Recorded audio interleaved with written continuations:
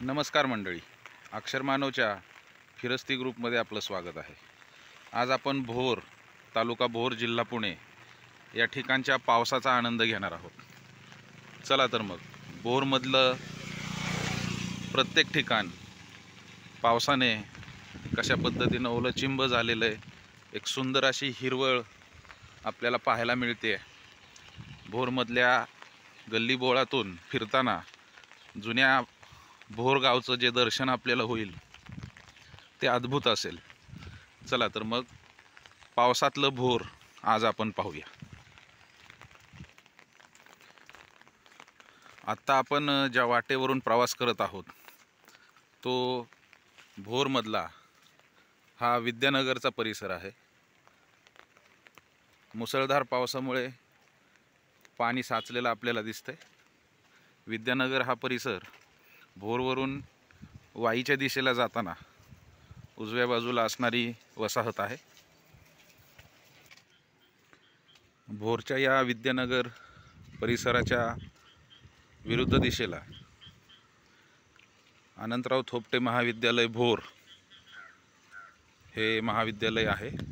त्याचं हे मुलींचं वसतिगृह आणि यालाच बाजूला असणारं या महाविद्यालयाचं असं एक क्रीडांगण आहे, जिथं खूप सारी मुली एकत्रितपणे पोलीस भरतीच्या किंवा विविध क्रीडा प्रकाराच्या सरावासाठी जमत असतात।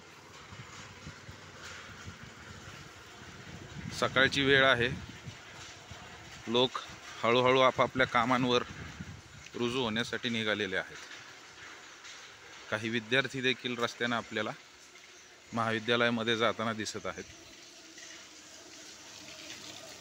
हे भोरच्या राजगड ज्ञानपीठ शिक्षण संकुलाच्या विद्यार्थिनींसाठीचं वसतिगृह होतं।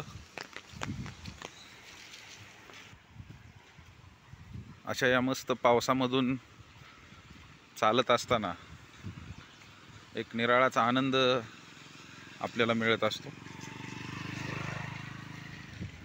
या ठिकाणी रस्त्यावर गच्च पाणी साचलेलं आपण पाहतोय।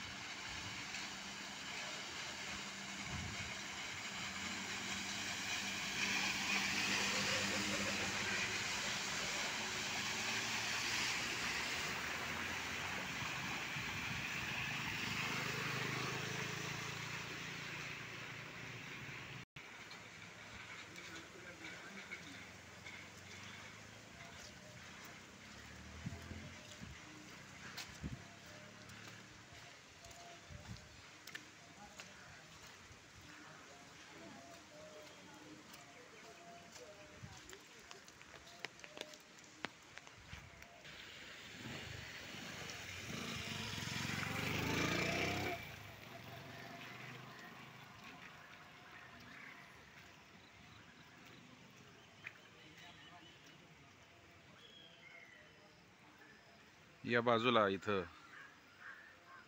भोरमधलं एकमेव असं महाविद्यालय।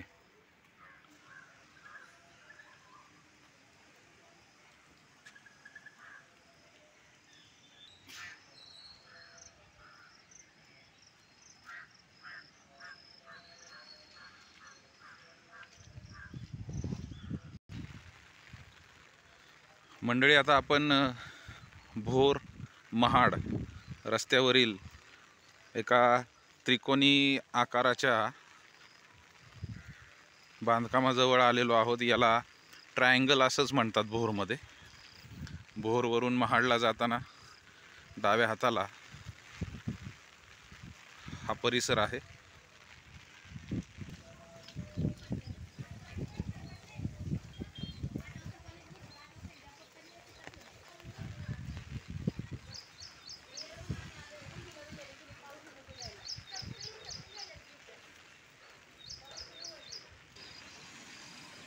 मंडळी, हा पहा तो ट्रायंगल, हे त्रिकोणी आकाराचं बांधकाम, याच्याबरोबर समोर या भोर वेल्हा मुळशी तालुक्याचे आमदार यांचं कार्यालय या ठिकाणी आहे.